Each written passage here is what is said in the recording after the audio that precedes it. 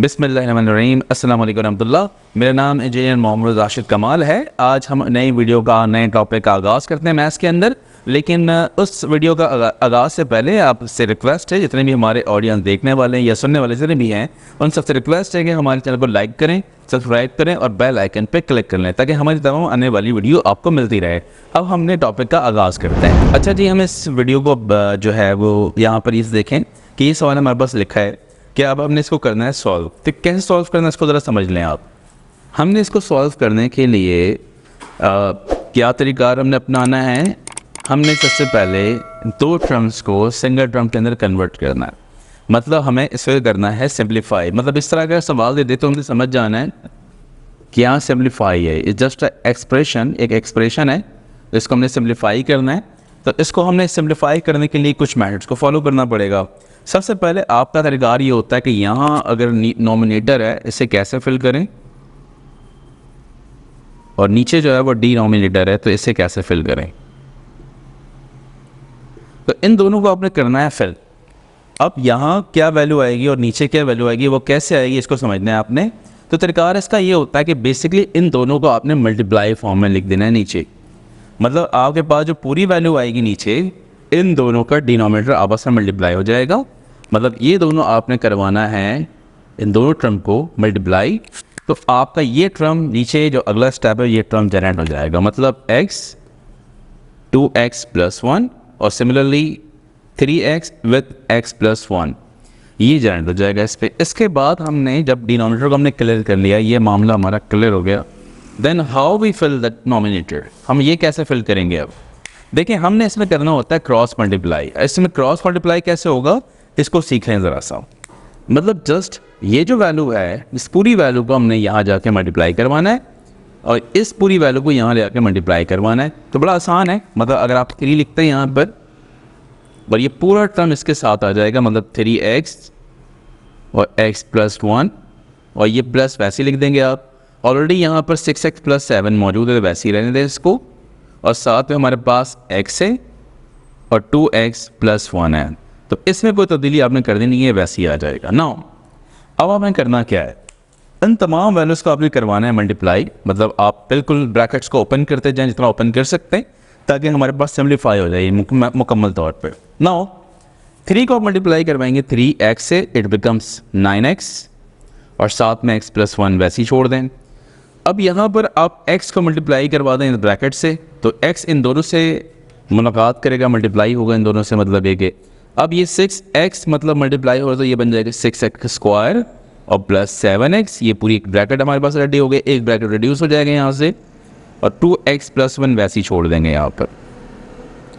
Similarly आप जितने bracket को रिड्यूस करेंगे तो आपका आंसर उतने करीब होगा अपने सॉल्यूशंस के।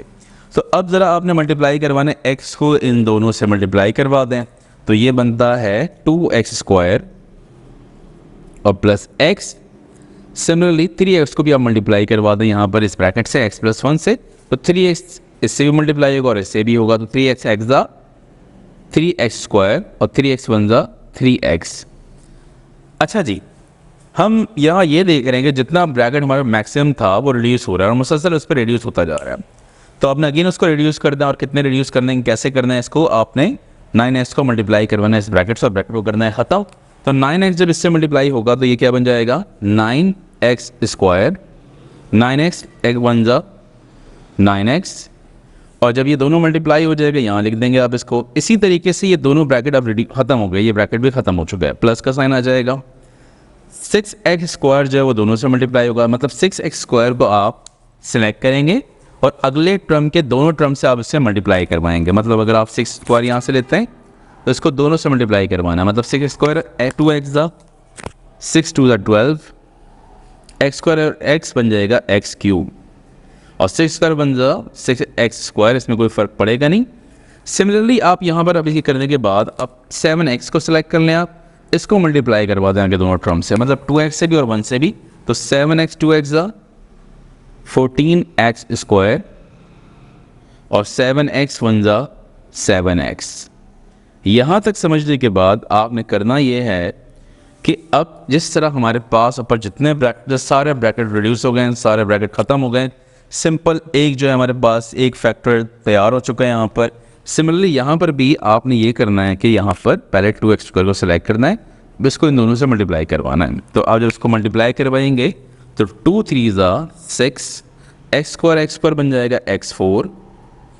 अब मल्टीप्लाई करवाएं इसको अगले टर्म से, मतलब 2 3 6, x² और x बन जाएगा x3।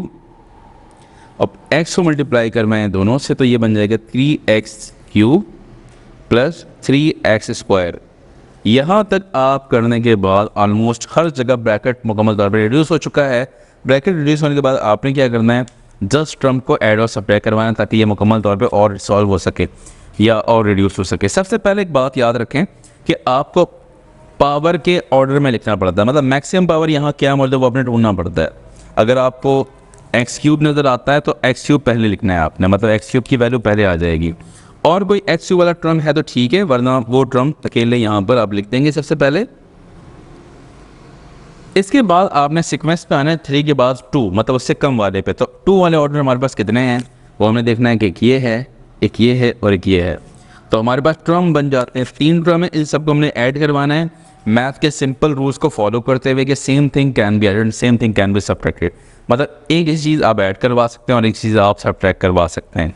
देखें 9 and 6 is become 15, 15 and 14 will be 29। तो ये तीनों ऐड होकर 29 बन जाएगा और ये x² आ जाएगा यहाँ पर।